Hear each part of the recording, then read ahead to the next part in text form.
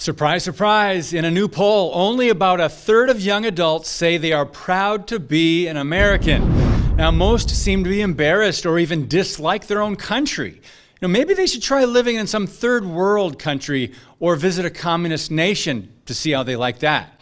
According to the poll, young adults between 18 and 24 were most likely to say they were only slightly or not at all proud to be an American. So the question must be asked, are we seeing the results of outcome-based education? How much do government schools factor into this? Is this important? You tell me. I'm David Fiorazzo, and this is Christ and Culture.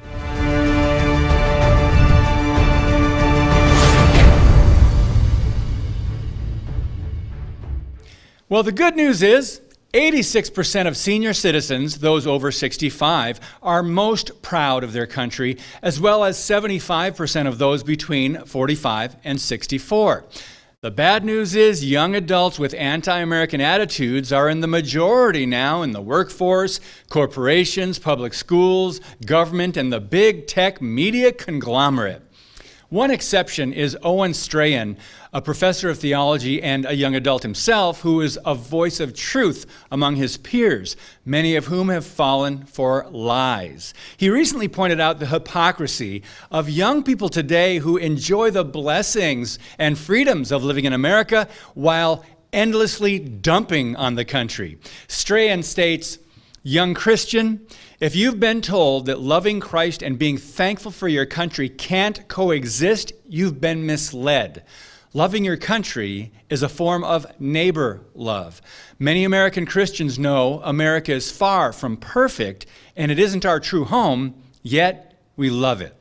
Now, the poll was conducted just before the 4th of July, and it makes you wonder, though, what our founders would think, especially those who lost their homes, families, or even their lives fighting for the freedoms we enjoy and take for granted.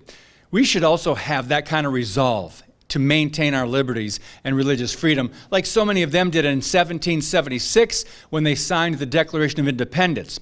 Of the 56 courageous men who signed that original document in Philadelphia, many did not survive the war that followed. 5 were captured by the British and tortured before they died. 9 others died in the Revolutionary War. 12 had their homes sacked, looted, burned, or occupied by the enemy. 2 lost their sons in battle. The price of freedom was high indeed for those men. But I fear that history is no longer being taught. One consequence is the biblical Christian worldview declining in America along with law, order, and morality. Today's kids are more open to things like socialism and globalism than ever before. I believe we're at a dangerous point in U.S. history.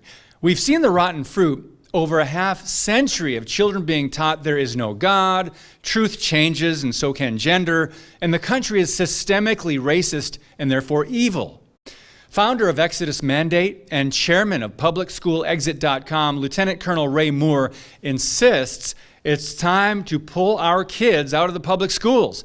Government weaponized education to produce change agents and activists for the left, and Moore is warning conservatives to abandon the myth of reforming public schools. They are no longer designed to produce responsible, respectful citizens. Even with the very few examples where conservatives actually controlled the school boards, their reforms were undermined, and as soon as they left office, they were repealed. Moore believes the notion of locally controlled schools is a myth. He also believes there are thousands of state and federal mandates that control every aspect of education policy, including sex ed, curriculum, academic standards, tenure. Our schools are essentially governed by thousands of leftist state and federal education bureaucrats that don't really change regardless of what party may be in charge of the state or federal government. So let's not be naive. The average age, by the way, of last year's rioters, vandals, looters, and leftist protester was 25. Think about that. Cities burned.